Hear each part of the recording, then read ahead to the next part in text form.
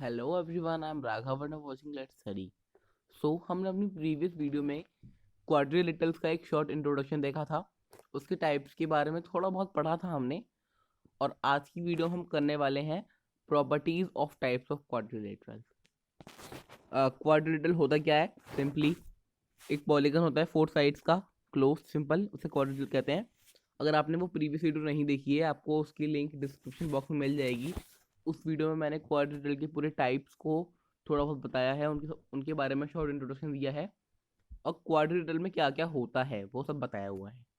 Convex quadrilateral, concave quadrilateral. अगर आपने वो नहीं देखी है तो आप उसे जाकर पहले देख लीजिए। तो अब हम स्टार्ट करते हैं properties of different types of quadrilateral से।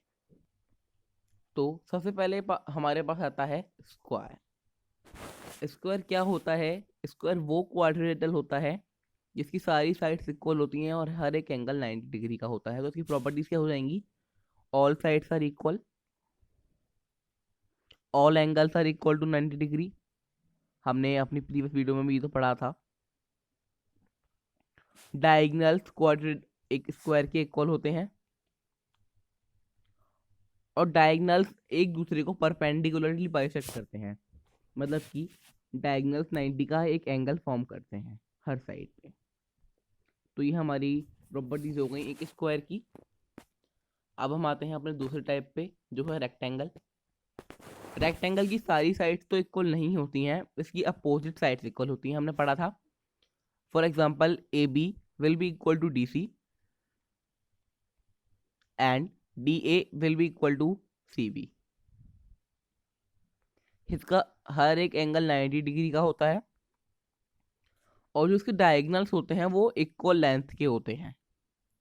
जैसे कि ए सी हमारा इक्वल होगा डी बी के,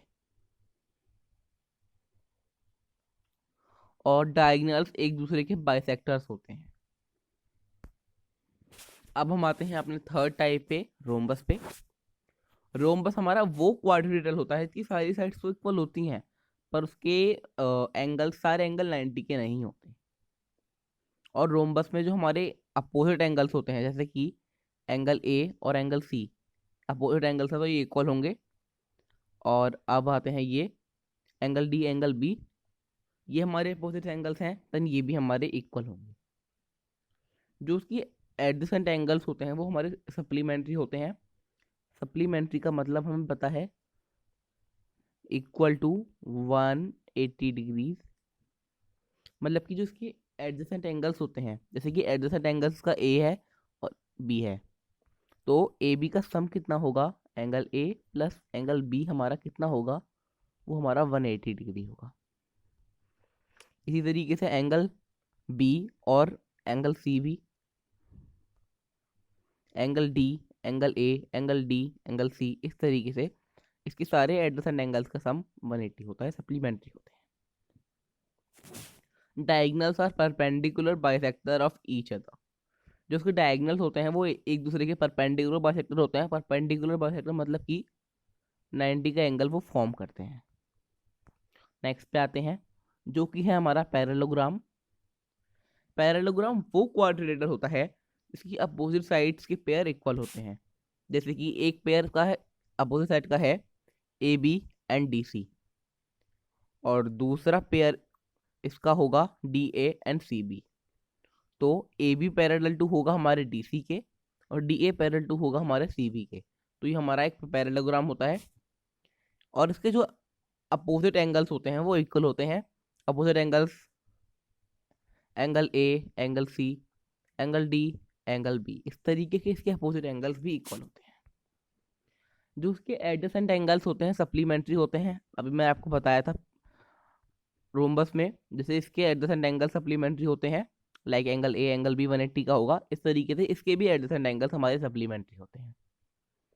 अब आता है डायगोनल्स बाइसेक्ट ईच अदर। जो डायगोनल्स होते हैं वो एक दूसरे को बाइसेक्ट करते हैं। अब हम आते हैं अपने फिफ्थ टाइप पर, जो है ट्रेपेजियम। अब ट्रेपेजियम क्या होता है? ट्रेपेजियम में जो एक पेयर होता है अपोजिट साइड्स का वो इक्वल होता है, पैरेलल होता है, सॉरी। जैसे कि ए बी हमारा पैरेलल होगा डी सी के, यू कैन सी। और जो इसकी नॉन पैरेलल साइड्स होती हैं वो इक्वल नहीं होती हैं। अगर किसी ट्रेपेजियम की नॉन पैरेलल साइड्स इक्वल हो जाएं, ये तो पैरेलल रहेंगे, मैंने आपको पिछली वीडियो में बताया था, अगर नॉन पैरेलल साइड्स भी इक्वल हो जाएं तो हमारा कौन सा ट्रेपेजियम होगा, वो हमारा होगा आइसोस्केलेस ट्रेपेजियम। अब हम आते हैं सिक्स टाइप पर, जो कि है काइट। अब काइट में जो एडजेसेंट साइड्स होती हैं वो इक्वल होती हैं, मैं आपको बता चुका हूँ। जैसे कि एडजेसेंट साइड्स का पेयर पहला है ए बी और ए डी, हमारा ये दोनों इक्वल होंगे। उसके बाद दूसरा पेयर आता है B C and C D, तो हमारे ये दोनों भी इक्वल होंगे।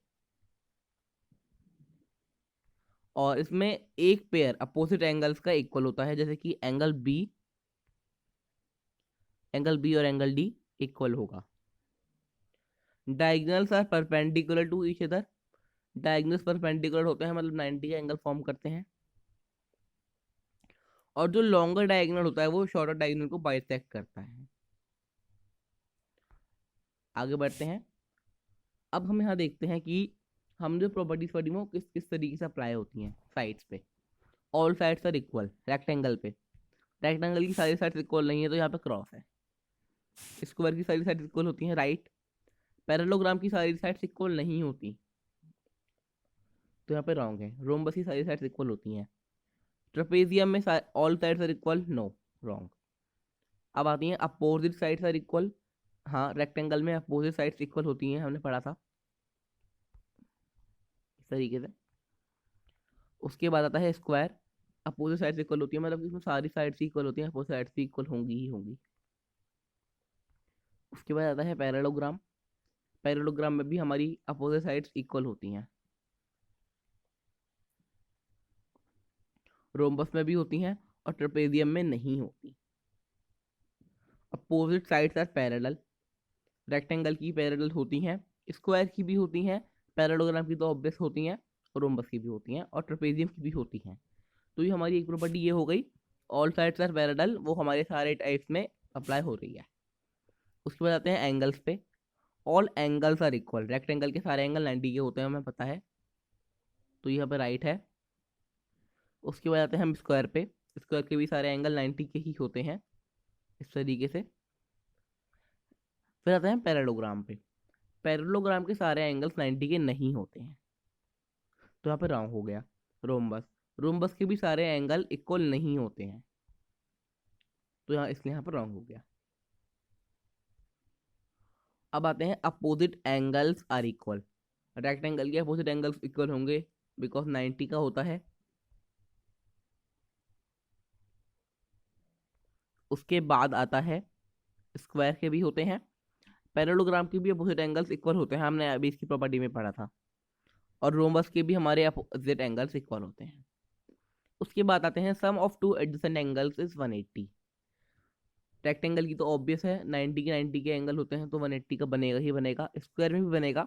और पैरेललोग्राम और रोम्बस में अभी हमने इनकी प्रॉपर्टीज में पढ़ लिया कि एडजेसेंट एंगल्स का सम 180 होता है। उसके बाद आते हैं डायगोनल्स पे, बाइसेक्ट ईच अदर। हाँ, रेक्टेंगल के जो डायगोनल्स होते हैं वो एक दूसरे को बाइसेक्ट करते हैं, स्क्वायर के भी करते हैं, पैरेललोग्राम के भी बाइसेक्ट करते हैं और रोम्बस के भी करते हैं, और पर ट्रेपेजियम के नहीं करते। उसके बाद आता है बाइसेक्ट परपेंडिकुलरली, बाइसेक्ट तो कर रहे हैं पर परपेंडिकुलरली कर रहे हैं। परपेंडिकुलरली मतलब कि 90 का एंगल फॉर्म हो रहा है या फिर नहीं हो रहा है, तो रेक्टेंगल में नहीं होता है, स्क्वायर में होता है, और पैरेललोग्राम में नहीं होता है, और रोम्बस में होता है। और ट्रेपेजियम में तो बिल्कुल नहीं होता क्योंकि उसमें एंगल्स इक्वल नहीं होते हैं। उसके बाद आते हैं हम ट्रेपेजियम के एक पे, जैसे कि यहाँ पर है opposite sides are equal. Trapezium में अपोजिट साइड्स इक्वल हो सकती हैं, पर जब यहाँ पर हो हमारे पास आइसोस्केलेस ट्रेपेजियम होगा, जब भी यहाँ पे हम अपोजिट साइड्स को इक्वल रख सकते हैं। तो आज की वीडियो में हमने पढ़ा properties of types of quadrilaterals. Thanks for watching.